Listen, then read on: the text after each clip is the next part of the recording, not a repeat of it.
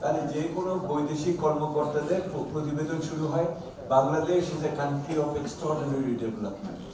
It is the fastest growing middle income country in the world. It has shown tremendous structural transformation and everything on that. এইগুলো ওনাদের প্রত্যেকটা রিপোর্টের প্রথম 2-3 line না? ওনারা কি করছে? ওনারা একই রকম ভাবে জিডিপির গ্রোথ রেট ওনারা বিবেচনা করেন, ওনাদের পয়সা দিয়েই তো টাকা দিয়েই তো এইগুলিকে আপনাকে তথ্য উপাত্ত সংগ্রহ করা হয়েছে।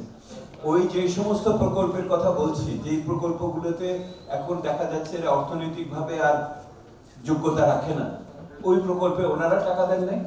ওইটার একটা খারাপ সমীক্ষা মূল্যায়ন হয়েছে, সেই সমীক্ষা মূল্যায়ন ওনাদের কনসালটেন্টরা ছিল না। তাহলে এই দায়িত্ব তাদেরও নিতে হবে না, কারণ ওনার দেশের তো সব মানুষের সব টাকা আমার দেশে এসেছিল, সেইটাকে সঠিকভাবে ব্যবহার করলো না কেন? সেহেতু এই জিনিসটা একটা ওনাদেরও এখন আত্মসমীক্ষার সুযোগ হয়েছে।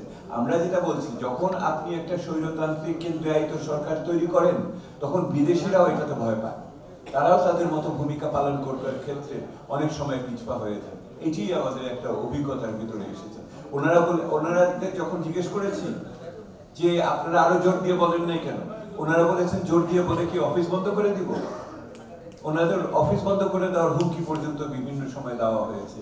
যেহেতু এই একটা অভিজ্ঞতাও কিন্তু ভিতর দিয়ে গেছে যে কিভাবে শুধু বেসরকারি প্রতিষ্ঠান বা জাতীয় না, আন্তর্জাতিক প্রতিষ্ঠানগুলো অনেক সময় নমনীয় হয়ে যায় স্বৈরতন্ত্রের সামনে।